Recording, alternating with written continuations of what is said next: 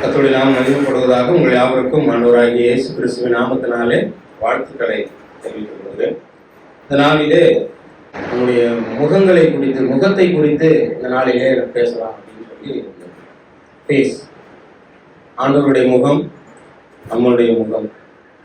இதில் எனக்கு கொடுக்கப்பட்ட டைம் 1/2 மணி நேரம். அதுக்குள்ள என்ன பேச முடியுமோ அதை எங்களோடு கூட பகிர்ந்து கொள்ளலாம்.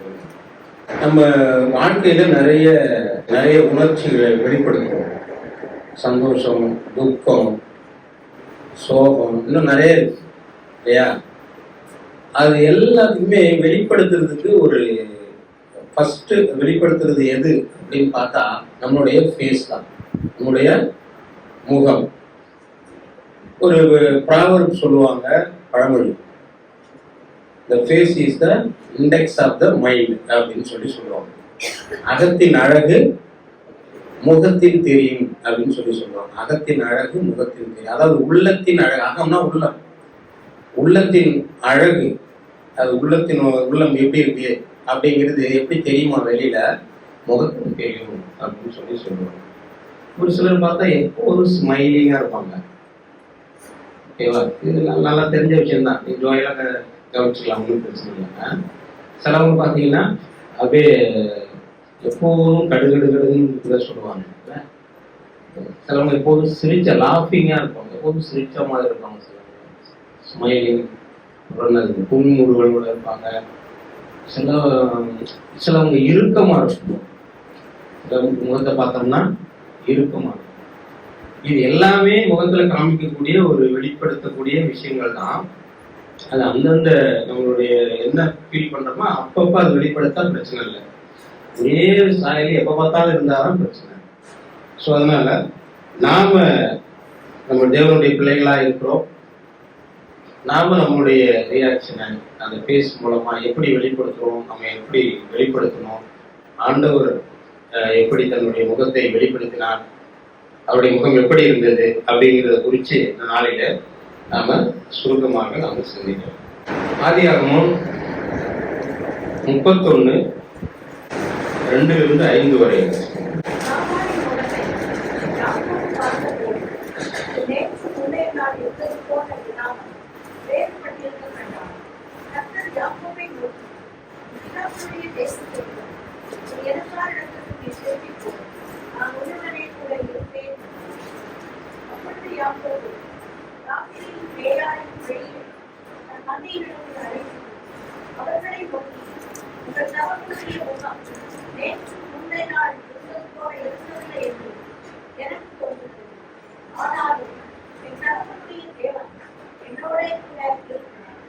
பாத்தீங்கன்னா 2ஆம் வசனத்துல அது நேற்று முந்தைய நாள் இருந்தது போல் இராமல் வேறுபட்டிருக்க கண்டான்னு பாக்குறோம். திருப்பி பாக்குறோம் 5ஆம் வசனத்துல உங்கள் தகப்பனுடைய முகம் நேற்று முந்தைய நாள் இருந்தது போல இருக்கவில்லை என்று எனக்கு தோன்றுகிறது, ஆனாலும் என் தகப்பனுடைய உணர்கிறார்.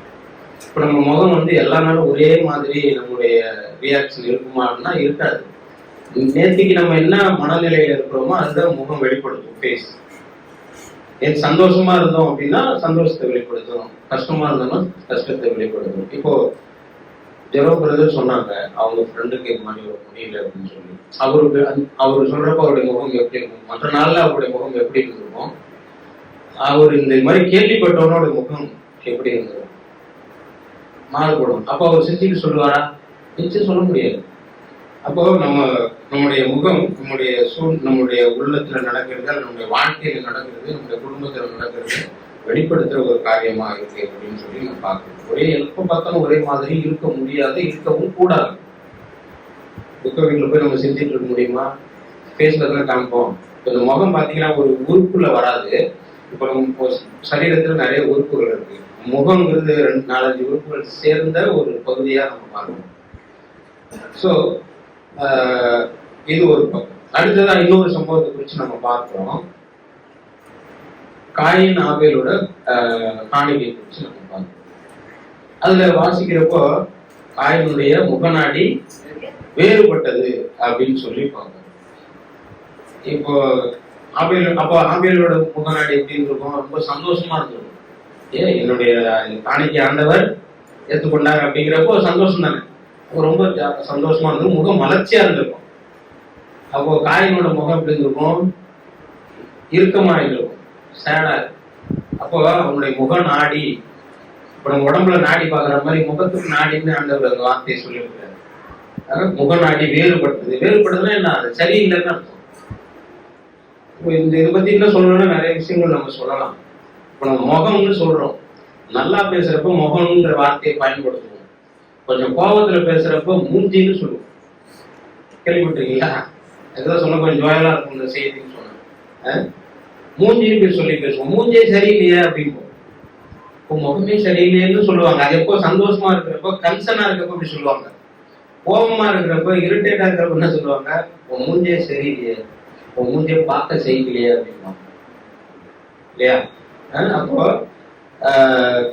அப்புறம் இன்னொரு வார்த்தை இருக்கு, சரி சொல்லலாம், தப்பு இல்லை. முகரன்பாங்க. என்ன வார்த்தை? முகரையே சரியில்லையே அப்படிம்பாங்க. முகரை எல்லாம் நம்ம பயன்படுத்துற வார்த்தை தான். அது நமக்கு தெரியாத வார்த்தைகள் நான் நீங்க சொல்லல. முகரையே சரியில்லையே அப்படிம்பாங்க.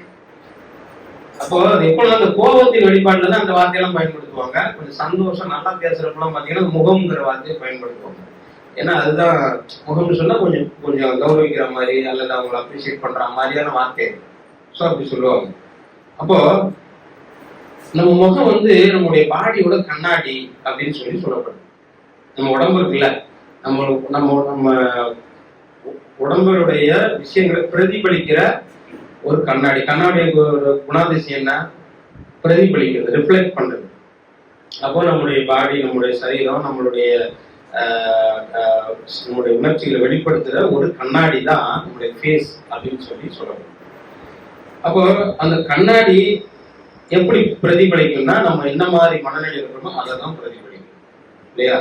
சரி, அடுத்தது இன்னொரு ஒரு வசனத்தை நம்ம வாசிப்போம். யாத்ராகமம் 34:29. யாத்ராகமம் 34:29 வாசிங்க. மோசே சாட்சி பலகைகள் இரண்டையும் தன் கையில் எடுத்துக்கொண்டு சீனாய் மலையிலிருந்து இறங்குகிற போது தன்னோட அவர் பேசினதினாலே தன் முகம் பிரகாசித்திருப்பதை அவன் அறியாதிருந்தான். இங்க பாக்குறோம், சீனாய் மலையிலிருந்து அந்த தேவனோட பேசிட்டு கீழே மோசே வர்றாரு. எது போறப்போ அவர் முகம் எப்படி இருந்தோ அப்படி வரலையா? திரும்பி வர்றப்போ அவருடைய மோசையோட முகம் பிரகாசமா இருந்ததுன்னு சொல்லப்படுது. ஏன் பிரகாசமா இருந்ததுன்னா, தேவன் அவனோட பேசினதுனாலே அப்படின்னு சொல்லி நம்ம பார்க்கணும். அது அவனுக்கு தெரியல, அவனுக்கு மோசைக்கு தெரியல. கீழே மத்தவங்க அவன் முகம், அதாவது மோசையினுடைய முகம் பிரகாசமா இருக்கு அப்படின்னு கண்டாங்க அப்படின்னு சொல்லி நம்ம பார்க்கிறோம். நம்ம முகம் எப்படி இருக்குன்னு நமக்கு சில நேரத்துல தெரியாது. மத்தவங்க தான் சொல்லுவாங்க, என்ன நீங்க ஒரு சேடா இருக்கீங்க, உங்க முகமே வாடி போயிருக்க, அல்லது உங்க முகம் நீங்க நல்லா இல்லையே, ஒரு மாதிரியா இருக்கீங்க, டல்லா இருக்கீங்க அப்படின்னு சொல்லுவாங்க. சில நேரத்துல நமக்கு தெரியும், நமக்கு தெரியாம கூட இருக்கும். சில நேரத்துல மற்றவங்க சில நேரத்துல சொல்லுவாங்க. இங்க அப்படிதான் மோசேக்கு அது தெரியல. மோசேக்கு போறாரு, தேவனோட சீனாய் மலையில பேசிட்டு கீழே வந்த பிறகு மோசையோட முகம் பிரகாசமாயிருக்கு. இதுல இருந்து நாம என்ன தெரிஞ்சுக்கலாம் அப்படின்னு சொன்னா, தேவனோடு கூட நாம் ஐக்கியமா இருக்கும் பொழுது, தேவன் நம்மோடு ஐக்கியமா இருக்கும் பொழுது நாம் பிரகாசமா இருப்போம். நம்முடைய முகம் ஒளி வீசும் அல்லது பிரகாசிக்கும் அப்படின்னு சொல்ல நம்ம எடுத்துக்கலாம். இப்போ சிலவங்களை நீங்க பாத்தீங்கன்னா சொல்லுவீங்கல்ல, ஒரு சிலரை பாத்தீங்கன்னா அவங்க முகம் தெய்வ கடாட்சமா இருக்கும்பாங்க, பாத்துருக்கீங்களா? அது மற்றவங்க சொல்றப்போ, நம்ம இதுல சொல்றப்போ எப்படின்னா ரொம்ப அவங்களோட பேஸ் ரொம்ப ஸ்பிரிச்சுவலா இருக்கும்பாங்க. அதாவது ஆண்டவருடைய பிள்ளை அப்படின்னு சொல்லலாம். அதாவது அவங்க சொல்ல தேவையில்லை, அவங்களை பார்த்தாவே சொல்லிடுவாங்க அவங்க ஆண்டவரோட பிள்ளை மாதிரி இருக்காங்க. அவ்வளவு ஒரு சாந்தமான முகம் அல்லது ஒரு ஸ்பிரிச்சுவல் முகம் அப்படிம்பாங்க. அப்போ அது எப்போ வெளிப்படும், எப்போ மற்றவங்க அப்படி நம்மளை சொல்லுவாங்க அப்படின்னா, ஆண்டவரோடு நாம் ஐக்கியமா இருக்கும் பொழுது, தேவனோடு கூட நாம் உறவாடும் பொழுது நமக்கு ஆட்டோமேட்டிக்கா பேசல அந்த கலையான முகம் அப்படிம்பாங்க இல்லையா? கலையான முகம்னு சொல்லுவாங்க, கலங்கி இருக்கிற முகம்னு சொல்லுவாங்க. அப்போ நம்முடைய கலையான ஒரு முகத்தை பார்க்கணும் அப்படின்னா, நாம் ஆண்டவர் கூட மோசே சீனாய் மலையில தேவன் பேசின பிறகு கீழே வந்தோம்னா அவனுக்கு தெரியல, மற்றவங்க எல்லாம் பார்த்து அவன் முகம் பிரகாசமா இருக்குன்னு கண்டார்கள்னு சொல்லி பார்க்கிறோமோ, அது மாதிரி நம்முடைய பேஸ் ஆகணும் அப்படின்னா நாம் ஆண்டவரோடு கூட நெருங்கி இருக்க வேண்டும், ஐக்கியமா இருக்கணும் அப்படின்னு சொல்லி நம்ம பார்க்கிறோம். சங்கீதம் 11:7 வாசிப்போம். சங்கீதம் 11:7. கர்த்தர் நீதியுள்ளவர், நீதியின்மேல் பிரியப்படுவார். அவருடைய முகம் செம்மையானவரை நோக்கி இருக்கிறது. இப்போ இங்க ஒரு காரியத்தை நம்ம பார்க்கிறோம். கர்த்தருடைய முகம் யாரை, சிலவங்க சொல்லுவாங்கல்ல, என் மூஞ்சியை பார்த்து பேசு, என் முகத்தை பார்த்து பேசுன்னு சொல்லுவாங்க. ஆக்சுவலா ஒரு ஃபேஸ் டு ஃபேஸ் பேசுறதுனா ஒரு நல்ல சம்பாஷணையா இருக்க முடியும்னு சொல்லப்படுது. இது எல்லாருக்கும் தெரியும். சிலவங்க பாத்தீங்கன்னா முன்னாடி எதுக்கு ஒருத்தவங்க நிற்பாங்க, இன்னொருத்தவங்க இருப்பாங்க, பேசுறப்போ ஒருத்தவங்க குனிஞ்சிக்கிட்டு முகத்தை பார்த்தே பேச மாட்டாங்க, குனிஞ்சிக்கிட்டே பேசுவாங்க, ஃபேஸ் டு ஃபேஸ் பண்ண மாட்டாங்க. அப்போ அங்க ஏதோ பிரச்சனைன்னு அர்த்தம், அல்லது அது சரியில்லை அப்படின்னு அர்த்தம். ஒரு சம்பாஷணை ஏதோ தவறு அல்லது ஏதோ சரியான சம்பாஷணை இல்லை அப்படின்னு அர்த்தம். சிலவங்க பாத்தீங்கன்னா face to face, eye to ஐன்னு சொல்லுவாங்கல்ல, ஐ டு ஐ, கண்ணை பார்த்து, என் கண்ணை பார்த்து பேசுவாங்க, அல்லது என் முகத்துலதான் கண்ணு இருக்கு, முகத்தை பார்த்து பேசுனா அர்த்தம் அதுக்கும். கண்ணை பார்த்து பேசுன்னு சொன்னாலும் முகத்தை பார்த்து பேசுன்னு அர்த்தம். என் முகத்தை பார்த்து பேசு அல்லது என் மூஞ்சை பார்த்து பேசு அப்படின்னு சொல்லுவோம். அப்போ ஒரு நல்ல சம்பாஷணையா இருக்கணும்னா ஃபேஸ் டு ஃபேஸ் பார்த்து பேசுறதா ஒரு நல்ல சம்பாஷணையா இருக்க முடியும். இப்ப இங்க இப்போ நீங்க வாசிச்சீங்க 11:7 என்ன சொல்லுது?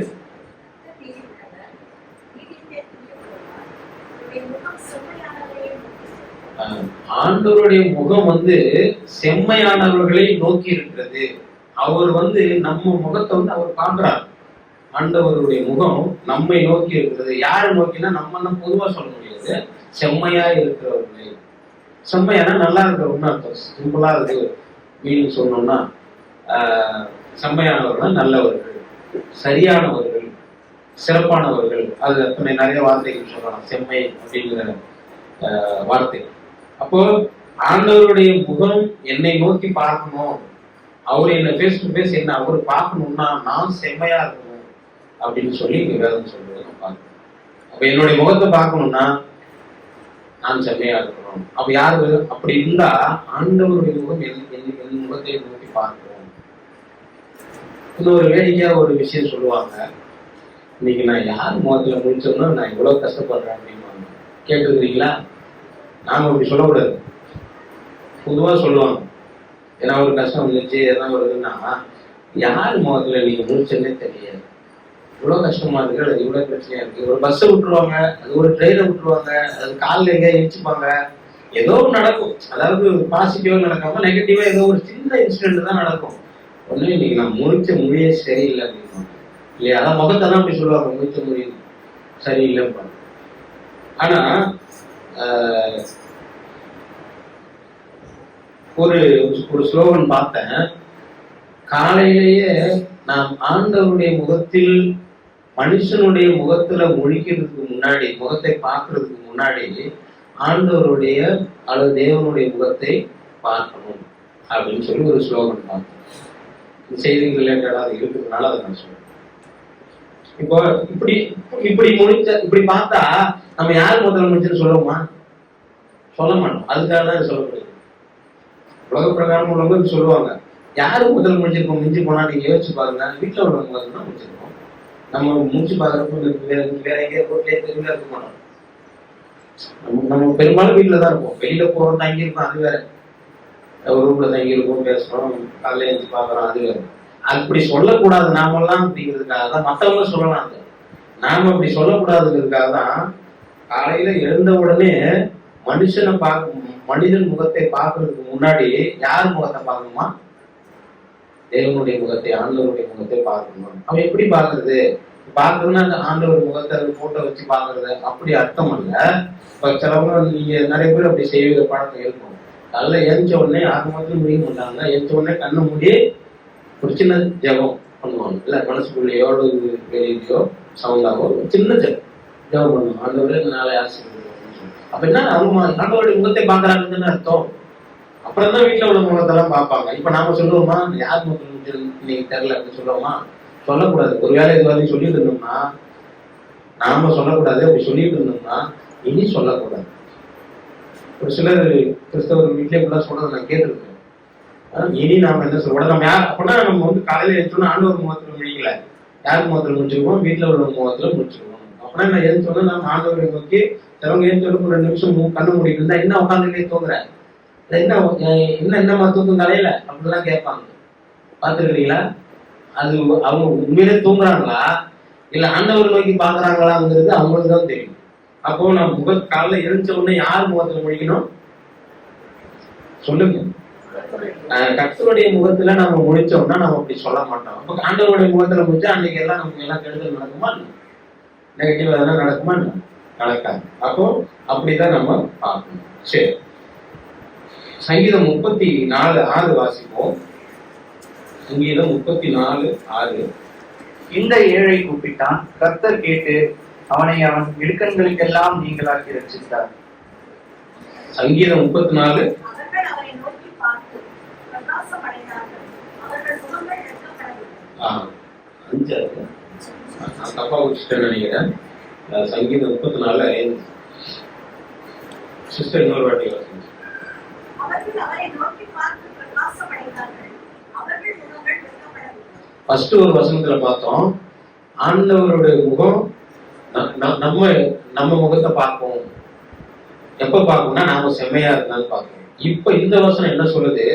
நாம ஆண்டவருடைய முகத்தை நோக்கி பார்க்கும் பொழுது நம்முடைய முகம் பிரகாசம் அடையும் அப்படின்னு சொல்லி ஆண்டவருடைய முகத்தை நாம நோக்கி, இப்ப பேசுறது வந்தது இல்லை, என் முகத்தை பார்த்து பேசுன்னு சொல்றது இப்ப சரியாயிடும். ஆண்டவர் நம்ம நோக்கி பார்க்கறாரு நம்ம முகத்தை, நாம அவர் முகத்தை நோக்கி பார்க்கிறோம். அப்போ பேச ஆயிடுச்சு. அப்போ நாம ஆண்டவருடைய முகத்தை நோக்கி பார்க்கும் பொழுது நம்முடைய முகம் எப்படி இருக்குமா? பிரகாசம் அடையும். சில இடங்கள்லாம் வாசிக்கிறோம், சூரியனை போல முகம் பிரகாசமா இருந்ததெல்லாம் பார்க்கறோம். அப்படின்னா நம்ம முகம் தான் ஒண்ணும் பண்ண முடியாது இல்ல. அப்படின்னா அவருடைய வல்லமை அப்படி சொல்றதுக்காக அப்படி இருக்கு, சூரியனை போல.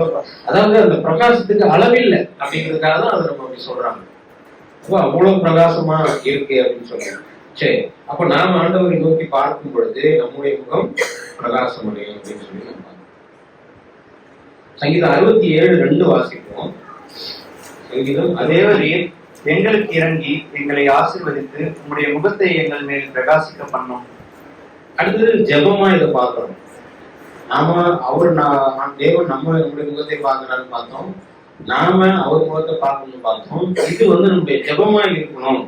67:2 இது நம்முடைய ஜெபமா இருக்க வேண்டும் என்று சொல்லி ஆண்டவர் விரும்புகிறார். தேவரீர் எங்களுக்கு இறங்கி எங்களை ஆசீர்வதித்து உம்முடைய முகத்தை எங்கள் மேல் பிரகாசிக்க பண்ணும் வேண்டுதலா இருக்கிறது. நாம் ஒவ்வொரு நாளும் ஆண்டவரிடத்துல நாம் கேட்கிற அல்லது ஜெபிக்கிற ஒரு வார்த்தையாய் வசனமாய் இந்த வசனம் இருக்கணும்னு சொல்லி ஆண்டவர் விரும்புகிறார். உங்களுடைய முகத்தை எங்கள் மேல் பிரகாசிக்க பண்ணும். சின்ன ஒரு ஜெபம் தான் இருக்கு. ஆண்டவரே உங்களுடைய முகத்தை எங்கள் மேல் என் மேல் பிரகாசிக்க பண்ணணும். பிரகாசிக்க பண்ணணும்னா அது எல்லாம் அடங்கிடும். ஆண்டவரே என்னை உயர்த்தும், என்னை நல்வழிப்படுத்தும், என்னை நன்மையாய் நடத்தும், என்னை ஆசீர்வதி, எல்லாமே அதுல வந்துடும். பிரகாசிக்க பண்றதுன்னா வெளிச்சத்தை காமிக்கிறது அப்படிங்கிற அர்த்தம் இது அல்ல. என்னை உயர்த்துங்க, என்னை ஒரு அநேகருக்கு நல்லவனாய் மாற்றுங்க, அல்லது அநேகருக்கு நன்மை செய்யறவனா என்னை வைங்க, அந்த மாதிரி அப்படிப்பட்ட ஒரு அர்த்தமா தான் இந்த வசனத்தை நாம பார்க்கிறோம்.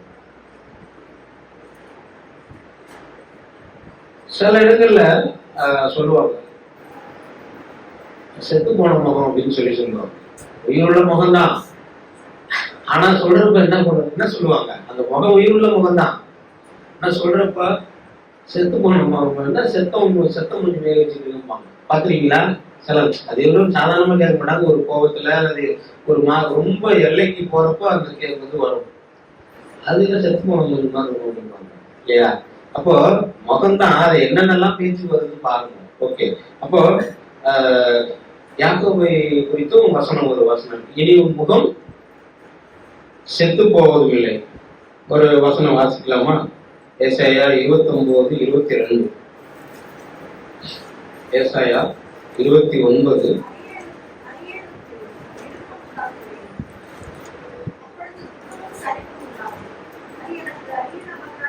ஆகையால் ஆபிரகாமை மீட்டுக் கொண்ட கர்த்தர் யாக்கோபின் வம்சத்தை குறித்து, இனி யாக்கோபு வெட்கப்படுவதில்லை, இனி உன் முகம் செத்து போவதும் இல்லை.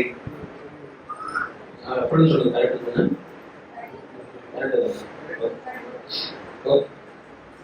யாக்கோபை குறித்து சொல்ற இனி உன் முகம் செத்து போவதும் இல்லை அப்படின்னா என்னன்னா, இனிமே நீ துக்கத்தை காண மாட்ட, முகம் செத்து போகுதுன்னா செத்து போறது இல்ல, உனக்கு கஷ்டம் வர கஷ்டம் வந்தா தானே நம்ம முகம் சோர்ந்து போயிடும், கலை இழந்து போகும், அகோரமாகும். இதெல்லாம் அப்பதானே நம்ம வர கஷ்டம் நிந்தனை பாடு அப்பதானே நடக்கும். அப்ப சொல்றாரு, இனி உன் முகம் செத்து போவது இல்லை அப்படின்னு சொல்றப்போ இனி உனக்கு கஷ்டம் இல்லை அல்லது இனி உனக்கு சந்தோஷம் அப்படிங்கிறது தான் அதோட அர்த்தமா இருக்கு. ஆனா நம்ம பேச்சு வழக்குல நீங்க ஒரு சிலர் பார்த்து அது செத்து போகணும் அந்த மாதிரி அப்படிம்பாங்க. சரி, அடுத்தது கலையுள்ள ஒரு முகத்தை குறிச்சு நம்ம பார்க்கலாம். கலையான முகம். இப்ப எல்லாரையும் கலையான முகம்னு சொல்லிட மாட்டாங்க. ஒரு 10 பேர் ஒரு இடத்துல உட்காந்துருக்காங்க, 100 பேர் இருக்காங்கன்னா எல்லாம் கலையை அந்த முகம் கலையான முகம் அப்படின்னா எல்லாரையும் சொல்ல மாட்டாங்க, ஒரு சிலர் தான் சொல்லுவாங்க. ஓகேவா? இந்த நம்முடைய பைபிள்லயும் ஒருத்தரை குறிச்சு கலையுள்ள முகமா இருந்ததுன்னு சொல்லப்பட்டிருக்கு. தானியேல் 1:15 வாசிப்போம். தானியேல் 1:15 வாசிப்போம். 10 நாள் சென்ற பின்பு ராஜபோஜனத்தை புசித்த எல்லா வாலிபரை பார்த்தும் அவர்கள் முகம் கலையுள்ளதாயும் சரீர புஷ்டியுள்ளதாயும் காணப்பட்டது. ராஜாவோட சாப்பாடு கொடுத்துக்கிறாங்க. 10 வாலிபர் தெரிந்து கொண்டு ராஜாவோட சாப்பாடுனா எப்படி இருக்குன்னு பாத்துக்கோங்க. எல்லா வெரைட்டியும் இருக்கும். 10 பேரை செலக்ட் பண்ணி அவங்க நல்லா முகம் கலையா வரணும், நல்லா வரணுங்கிறத கொடுக்குறாங்க.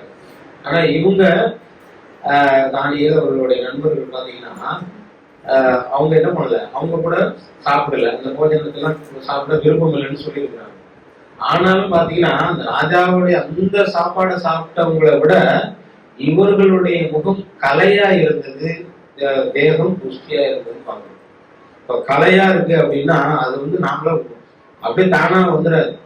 ஒரு முகம் கலையா இருக்கணும் அப்படின்னா சிலவங்க சொல்லியிருப்பாங்க, நீங்க கேள்விப்பட்டிருக்கீங்க, கருப்பா இருந்தாலும் கலையா இருக்காங்க அப்படின்னு சொல்லுவாங்க இல்ல, அல்லது கருப்பா இருந்தாலும் அவ கலையா இருக்கா அப்படின்னு சொல்லுவாங்க. இதுதான் கலையுள்ள முகம். அப்ப நம்முடைய முகம் எப்படி இருக்கணுமா? கலையா இருக்கணும். சோகமா, வருத்தமா, இரிட்டேட்டா அப்படி நம்முடைய முகத்தினுடைய வெளிப்பாடு இருக்கக்கூடாது அப்படின்னு சொல்லி ஆண்டவர் விரும்புகிறார். நாம அப்படித்தான் நம்மளுடைய முகம், தேவனுடைய பிள்ளைகளா இருக்கிற நாம இப்போ ஆண்டவரை அறியாத ஒருத்தவங்க வராங்க அல்லது யாரோ வர்றாங்க அப்படின்னா ஆண்டவருடைய அன்பை நான் வெளிப்படுத்தினேன் அப்படின்னு சொன்னா கலையான முகமா இருந்து அல்லது தேவனுடைய சாயலோடு, தேவனுடைய சாயல் தானே அது கலை தான். அப்ப அப்படி நாம வெளிப்படுத்துற பொழுதுதான் அவங்களுக்கும் ஒரு ஈர்ப்பு வரும். தேவனுடைய பிள்ளைன்னு சொல்லிட்டு இன்னும் எப்ப பார்த்தாலும் எரிஞ்சு விழுறேன்னு சொல்லுவாங்கல்ல, எப்ப பார்த்தாலும் எரிஞ்சு விழுற அப்படின்னு உங்க வீட்டுல கூட அடிக்கடி இந்த வார்த்தைகள்லாம் நம்ம கேள்விப்பட்டிருக்கோம். சில நேரங்கள்ல எப்போதும் சொன்னாதான் யோசிக்கிறோம் நம்ம, எப்பயோ ஒரு சில நேரத்துல அந்த வார்த்தைகள் வரும்.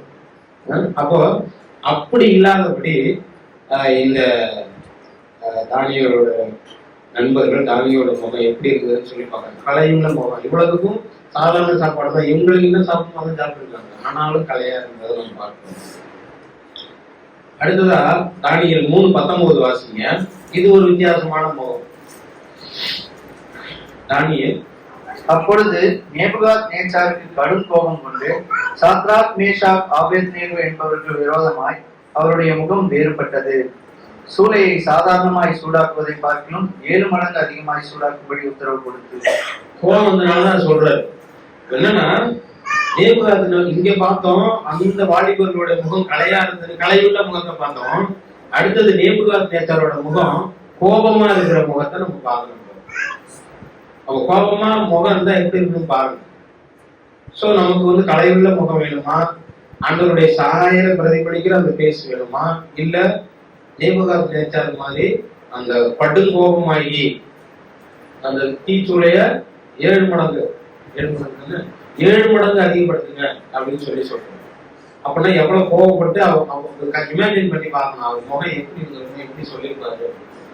அப்படிப்பட்ட முகம் நமக்கு வேண்டாம். அதே தானியேல் 5:9 வாசிப்போம். தானியேல் 5:9. அப்பொழுது ராஜாவாகிய பெல்சாத்சார் மிகவும் கலங்கினான், அவனுடைய முகம் வேறுபட்டது. இது கலங்கின முகம், கலக்கம். இன்னும் ஒரே கலக்கமா இருக்கீங்க அப்படின்னு சொல்லுவாங்கல்ல, ஒரே கலக்கமா இருக்கீங்க அப்படின்னு. கலக்கம் வேற, கலக்கம் வேற. அப்போ இப்போ பெல்சாத்சாருடைய முகம் எப்படி இருந்துச்சா? கலக்கமா இருந்தது. ஏன்? கஷ்டம் இருக்கு. அதனால அவருக்கு முகம் கலக்கமா இருந்ததுன்னு சொல்லி, நம்மளுடைய முகம் எப்போதும் எப்ப பார்த்தாலும் கவலையோடு இருக்கா, கலக்கம் கவலை எல்லாம் ஒண்ணுதான். கவலையோடு அல்லது கலக்கமா ரெண்டும் ஒரே மீனிங்ல தான் வரும். அப்போ கலக்கமான ஒரு முகத்தோடு நாம் இருக்க வேண்டிய தேவையில்லை. இருந்தாலும் அதை ஆண்டவருக்கு சொல்லி நம்ம நார்மல் இயல்பு நிலைக்கு நாம திரும்பணும். கலக்கமான முகத்தோடு கூட நாம் இருக்கக்கூடாது அப்படின்னு சொல்லி நம்ம சரி. அடுத்தது ஆண்டவராகிய இயேசு கிறிஸ்துவனுடைய முகம். ஒரு சில வசனம் ஆண்டவராகிய இயேசு கிறிஸ்துவனுடைய முகம் எப்படி இருக்குது அப்படின்னு சொல்லி நம்ம பார்க்கலாம். மத்தேயு 17:2. மத்தேயு அவர்களுக்கு முன்பாக மறுரூபமானார். அவர் முகம் சூரியனை போல பிரகாசித்தது. அவர் வஸ்திரம் வெளிச்சத்தை போல வெண்மையாயிற்று. ஆண்டவராகிய இயேசு கிறிஸ்துவனுடைய அவர் என்ன பண்ணாருன்னா, முதல் வசனம் பாருங்க. 6 நாளைக்கு பின்பு இயேசு பேதுருவையும் யாக்கோபையும் அவருடைய சகோதரனாகிய யோவானையும் கூட்டிக் கொண்டு தனித்திருக்கும்படி உயர்ந்த மலையின் மேல் போய் அப்படின்னு சொல்லியிருக்கோம். அதுக்கு பிற்பாடு அவர்களுக்கு முன்பாக மறுரூபமான அவர்கள் சூரியனை போல பிரகாசிக்கிறது. ஆண்டவருடைய முகம் எப்படி பிரகாசிக்கிறோம்? சூரியனை போல பிரகாசிக்கிறோம். மோசையோட முகம் எப்படி பழைய பாடலை பார்த்தோம். ஆண்டவருடைய முகத்தை பார்க்கிறோம், சூரியனை போல பிரகாசிக்கிறது அப்படின்னு சொல்லியிருக்கோம். அதுக்கு அப்படியே ஆப்போசிட்டா ஒன்று சொல்லணும்னா இருண்ட முகம் அப்படின்னு சொல்லணும். சூரியனை போல பிரகாசித்ததுன்னு ஒரு அது வந்து பாசிட்டிவா சொல்றது. அது ஆப்போசிட்டா நெகட்டிவா சொல்றது என்ன சொல்றதுன்னா இருண்ட முகம் பாங்க. என்ன முகம் அப்படி இருண்டு போன மாதிரி இருக்கு, இறுக்கமா இருக்குது, வேற இருண்டு போன மாதிரி இருக்கு அப்படின்னு சொல்லுவாங்க. அப்போ நம்முடைய முகம் ஆண்டவருடைய முகத்தை போல பிரகாசம் உள்ளதாய் ஒளி வீசக்கூடிய ஒரு முகமாய் நம்முடைய முகம் இருக்கணும் அப்படின்னு சொல்லி ஆண்டவர் விரும்புகிறார். அடுத்தது ஒரு வசனத்தை வாசிப்போம். மத்தேயு 5:42. மத்தேயு 5:42 வாசிங்க. இது ஒரு விதமான உன்னிடத்தில் கேட்கிறவனுக்கு கொடு, உன்னிடத்தில் கடன் வாங்க விரும்புகிறவனுக்கு முகம் கோணாதே. முகம் கோணக்கூடாது. முகம் கோணுதல்னு இந்த வார்த்தையை நீங்க கேள்விப்பட்டிருப்பீங்க. என்ன பார்த்து முகம் கோணாங்க அப்படின்னு சொல்லுவாங்க. முகம் கோணக்கூடாது அப்படின்னு சொல்லி யாரு சாதாரணமா சொல்ல, உன்னிடத்தில் வந்து கடன் வாங்க விரும்புகிறவனிடத்துல நீ முகம் கோணாதுன்னு சொல்ற. அப்படின்னா நார்மலாவே நம்ம சிலவங்க முகம் கோணுவாங்க. கடன் கேட்க வர்றவன்ட்ட முகம் கோணாத, உன்னிடத்தில் கடன் கேட்க விரும்புகிறவங்க போட்டிருக்கு. உன்கிட்டதான் வாங்கணும் அப்படின்னு சொல்லி உன்னிட்ட வர்றவங்கள்ட்டே நீ முகம் போடாதுன்னு சொல்றப்போ நார்மலா நம்ம முகம் போடலாமா? போடவே கூடாது. ஆனா இங்க அநேகர் சில வேலைகளை நம்ம என்ன பண்றோம்? முகம் போடுவோம். சில சூழ்நிலைகள்ல நம்முடைய முகத்தை காட்டுவோம். அப்படி முகம் போடக்கூடாதுன்னு சொல்லி ஆண்டவர் நம்மிடத்துல விரும்புகிறார். தூதர்களுடைய முகம் சூரியனை போல பிரகாசித்ததுன்னு ஒரு இடத்துல நம்ம வாசிக்கிறோம். மோசே முகம் சூரியனை போல பிரகாசித்தது, பிரகாசமானது பார்த்தோம். இயேசு கிறிஸ்துவனுடைய முகம் சூரியனை போல பிரகாசித்தது பார்த்தோம். ஒரு தூதர்களுடைய முகமும் சூரியனை போல பிரகாசித்தது நம்ம வேதத்துல வாசிக்கிறோம். வெளிப்படுத்தல் 10:1. வெளிப்படுத்தல் 10:1. பின்பு பலமுள்ள வேறொரு தூதன் வானத்திலிருந்து இறங்கி வர கண்டேன். மேகம் அவனை சூழ்ந்திருந்தது, அவனுடைய சிரசின் மேல் வானவில் இருந்தது. அவனுடைய முகம் சூரியனை போலவும் அவனுடைய கால்கள் அக்கினி ஸ்தம்பங்கள் போலவும் இருந்தது. அவனுடைய முகம் சூரியனை போலவும், சூரியனாவே பிரகாசிக்கணும்னு எடுத்துக்க வேண்டியதான். அவனுடைய முகம் சூரியனை போல பிரகாசித்தது, அதாவது தூதனுடைய முகம் அப்படின்னு சொல்லிப்பாங்க. அடுத்தது வாடாத முகமா இருக்கணும் அப்படின்னு சொல்லி ஆண்டவர் விரும்புகிறார். ஏன் உங்க முகம் வாடி போயிருக்கு? இந்த வார்த்தை நீங்க கேட்டிருப்பீங்க. என்ன செய்வோம்? முகம் வாடி போயிருக்க டென்ஷனா கேட்கிறப்ப கேட்பாங்க. ஏன் என்னாச்சு வாடி போயிருந்து கேட்கறத நம்ம பார்க்கிறோம். இப்போ நம்முடைய முகம் வாடலா வச்சுக்க கூடாது, வாடி போனதான் மற்றவங்கள்ட்ட காட்ட கூடாது அப்படின்னு சொல்லி ஆண்டவர் நமக்கு ஒரு காரியத்தை சொல்றாரு. அது வந்து அந்த வசனத்தை வாசிப்போம். மத்தேயு 6:16 வாசிங்கன்னா. மத்தேயு 6:16. நீங்கள் உபவாசிக்கும் போது மாயக்காரரை போல முகவாடலாய் இராதேயுங்கள். அவர்கள் உபவாசிக்கிறதை மனுஷர் காணும் பொருட்டாக தங்கள் முகங்களை வாட பண்ணுகிறார்கள். அவர்கள் தங்கள் பலனை அடைந்து தீர்ந்ததென்று மெய்யாகவே உங்களுக்கு சொல்கிறேன். பாத்தீங்கன்னா அதுக்கு ஒரு முன்னாடி ஒரு வார்த்தை போடப்பட்டிருக்கு. கவனிங்க. மாயக்காரரை போல உங்க முகத்தை என்ன பண்ணக்கூடாது? வாடலாம் காமிக்காதீங்க. வாடி போன முகம் யாருக்கு உதவ சொல்லப்பட்டிருக்குன்னா மாயக்காரங்க தான் அப்படி இருப்பாங்க, அப்படி சொல்லப்பட்டிருக்கு. சிலவங்க பார்த்தா அப்படியே என்னது வாடி போன மாதிரியே முகத்தை வச்சுட்டு இருப்பாங்க. அப்படி இருக்கக்கூடாது அப்படின்னு சொல்லி சொல்றாரு. அதுக்கு மாயக்காரரை போல அப்படின்னு சொல்லி ஒரு வார்த்தைன்னு சொல்றதை நம்ம கவனிக்கணும். நம்ம முக வாடலா இருந்தா அப்படிப்பட்டவங்களா ஆயிடுவோம். இன்னொன்னு பாத்தீங்கன்னா பாவமான முகம் அப்படின்னு சொல்லுவாங்க. பாவமா இருக்கு முகத்தை பார்த்தா சொல்லுவாங்களா, இந்த வார்த்தையை பயன்படுத்துவாங்க. அவன் முகத்தை பாரு பாவமா இருக்கு, அவன் முகத்தை பாரு பாவமா இருக்கு, பரிதாபமா இருக்கு அப்படின்னு சொல்லுவாங்க. அப்படி நம்மளை சொல்ற அளவுக்கு நம்முடைய முகம் இருக்கக்கூடாது. நம்முடைய முகம் மற்றவர்கள் நம்மை பார்த்து அப்படி சொல்றோம். ஏன்னா நம்முடைய தேவனுடைய பிள்ளைகள். தேவனுடைய முகம் எப்படிப்பட்டதுன்னு பார்த்தோம். அவருடைய முகம் நம்ம மேல பிரகாசிக்கணும்னா நம்ம எப்படி இருக்கணும்னு பார்த்தோம். நாம அவரை நோக்கி பார்க்கும்போதுதான் நம்மளுடைய முகம் பிரகாசிக்கணும்னு பார்த்தோம். இப்படிலாம் பார்த்துட்டு நாம இந்த மாதிரி முகத்தோடு நம்ம இருக்கலாமா? தேவனுடைய பிள்ளைகளா இருக்கிற நாம நம்ம இருக்கக்கூடாது அப்படின்னு சொல்லி நம்ம பார்த்தோம். மத்தேயு 26:67 இதோட நான் முடிக்கிறேன். மத்தேயு 26:67. அப்பொழுது அவருடைய முகத்தில் துப்பி அவரை குட்டினார்கள், சிலர் அவரை கன்னத்தில் அறைந்து. பார்க்கிறோம் அந்த இயேசு கிறிஸ்துவனுடைய முகத்துல எல்லாம் என்ன பண்ணாங்க அப்படின்லாம் சொல்லி நம்ம பார்க்கிறோம். நிறைய அந்த ஆண்டவர் முகத்துல துப்புனது, தாடி மேல பிடிச்சிருக்குது, இந்த மாதிரி நிறைய வசனங்களை நம்ம புதிய ஏற்பாட்டுல இந்த சுவிசேஷ புஸ்தகத்துல நம்ம வாசிக்கிறோம். அநேக ஒவ்வொரு புத்தகத்திலையும் ஒவ்வொரு மாதிரியா ரொம்ப கடுமையாலாம் அவர் எவ்வளவு கஷ்டப்பட்டாரு, என்னெல்லாம் முகத்துல என்ன பண்ணாங்க அப்படின்லாம் சொல்லி பார்க்கணும். ஆண்டவர் இருந்தாலும் வெறுப்பை காமிச்சாரா? நம்ம எல்லாத்தையுமே நம்ம வெளிப்படுத்துறது பேசுறது தான் எல்லா ரியாக்ஷன் பண்றோம்னு சொன்னேன். ஆண்டவருக்கு அவ்வளவு முகத்துல பண்ணாங்க. முகத்துல செஞ்சதை மட்டும் நீங்க மத்ததான் விடுங்க, வீட்டையால குத்துறது அதெல்லாம் விடுங்க. முகத்துல மட்டும் என்னென்ன பண்ணாங்கன்னு போய் கொஞ்சம் நம்ம யோசிச்சு பார்ப்போம்னா ரொம்ப கஷ்டமா இருக்கும். பஸ்ல போறோம், தெரிஞ்ச விஷயம். பஸ்ல போறோம், முன்னாடி சீட்ல ஒருத்தவங்க இருக்கிறாங்க, ஏதோ தெரியாம எச்சுட்டு போயிட்டாங்க. காத்துல நம்ம மேல லைட்டா ஏதோ பட்டுடுச்சு. நம்ம என்ன பண்ணுவோம்? எவ்வளவு கஷ்டமா. நம்ம ஒண்ணே கத்துவோம், அல்லது என்ன சொல்லுவோம், அறிவில்லையாமோ ஏதோ சொல்லுவோம், நம்ம கோபத்தை காட்டுவோம். இன்னும் ஆண்டவர் முதல்ல நேரடியாக ஃபுல்லாக அப்படி முதல்ல அப்படியே துப்புனதான் வாசிக்கிறோம். அது எவ்வளவு பெரிய கஷ்டம். ஆண்டவர் எதனா ரியாக்ஷன் கொடுத்ததா பாக்குறோமா? வேதத்துல போடப்பட்டிருக்கா? இல்ல. ரியாக்ஷன்னா அவர் மன்னிச்சு பாவத்தை மன்னிங்க, செய்வது தப்புன்னு அப்படிதான் சொன்னாரே தவிர கோபப்பட்டு எதுவுமே ஆண்டவர் சொல்ல ஒரு முகத்தை நான் உன்னை எரிச்சிடும், உன்னை கொண்டுங்கிற மாதிரியும் பார்க்கல.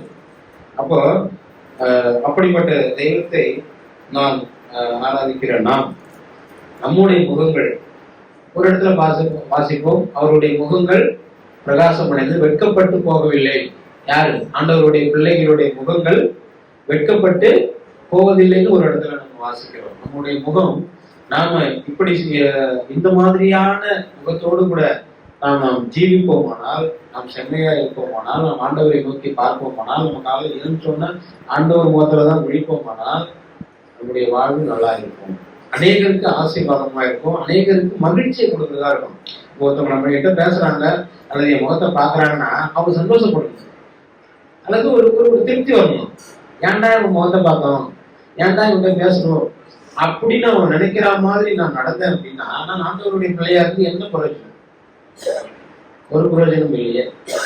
அதுதான் இந்த நாளில் ஆண்டவர் நம்மிடத்துல எதிர்பார்க்கிறார். நாம் ஆண்டவருக்கு உகந்த பிள்ளையாய் இருப்போமானால் அது மாத்திரம் இல்லை, ஆண்டவரை தேடி ஆண்டவரை தெரிந்து கொள்ள அல்லது ஆண்டவருடைய அன்பை வெளிப்படுத்தணும்னா நாம் ஒரு ஸ்மைலிங்கோட அல்லது கலையுள்ள அல்லது ஸ்பிரிச்சுவல் ஃபேஸ் அந்த மாதிரி முகத்தை நாம் மற்றவர்களுக்கு காண்பிக்கிறவர்களாய் நாம் இருக்கும் பொழுது ஆண்டவருடைய நாமம் மகிமைப்படும், நம்மையும் ஆண்டவர் உயர்த்த அவர் உண்மை உள்ளவராக இருக்கிறார் அப்படின்னு சொல்லியிருக்காங்க.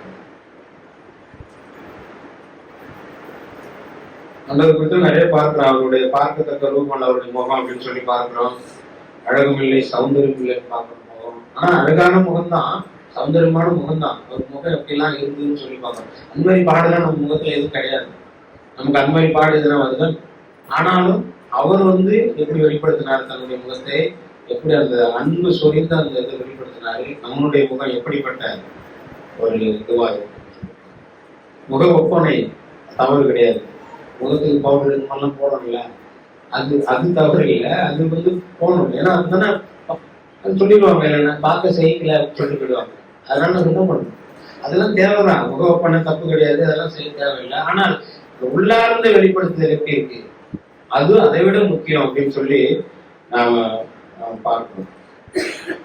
கொஞ்ச நேரம் செய்தி அதிகமா போயிட்டானா நம்ம முகநாடி வேறுபடுதுல, வேறுபடுதா இல்லையா? எல்லாமே முகநாடி அப்படிங்கிறது ரொம்ப முக்கியம். நம்ம உடனே டக்குன்னு ரியாக்ட் பண்றதுக்கு அது ஒரே டூலா தான் முகநாடி தான். இன்னும் அநேக காரியங்கள் இருக்கு, நாம் நேரத்தை கருதி நிறைவு செய்ய. நாம் எப்போது முகமலர்ச்சி உள்ளவர்களாக அல்லது ஆண்டவருடைய சாயலை முகத்தின் வழியாக காண்பிக்கிறவர்களாக நம்ம எந்த சூழ்நிலை வரும், இடத்துல கஷ்டம்னா வரதான் செய்யணும். அதுக்காக நான் எந்த நேரம் பார்த்தா நான் சித்திக்க இருக்க சொன்னாங்கப்பா, நான் ஸ்மைலாகவே இருக்க சொன்னாங்கப்பா, நம்ம இருக்க முடியாது. துக்கப்படாது, அழுகிற வீட்டில் போய் அழுங்க, சிரிக்கிறவர்களோட சிரிங்கிறது ஆண்டவர் சொல்றாரு. அதனால இன்னொரு விஷயம், இந்த முகத்தின் மூலமா 9 விதமான ரியாக்ஷனை கொடுக்கலாம் அப்படின்னு சொல்லுவாங்க. நவரசம் சொல்லுவாங்கல்ல, கேள்விப்பட்டிருக்கீங்க? நவரசம் சொல்லி முகத்தின் மூலமாக 9 விதமான ரியாக்ஷன் வெளிப்படுத்த முடியும்னு சொல்லுவாங்க. அப்போ எல்லாமே வெளிப்படுத்த முடியும். ஆனா அதுல எதை அதிகமா நம்ம வெளிப்படுத்துறோம் மற்றவர்களுக்குங்கிறது அதுல முக்கியம். ஆண்டவர் நம்மை அநேகருக்கு ஒரு பிரகாசிக்கிற முகத்தை கொடுக்கிற பிள்ளைகளாக நம்மை மாற்றும்படி நாம் ஆண்டவருடைய கருத்திலே நாம் காத்திருப்போம். கர்த்தருடைய நாமம் மகிழ்ப்படுவதாக. ஆமென்.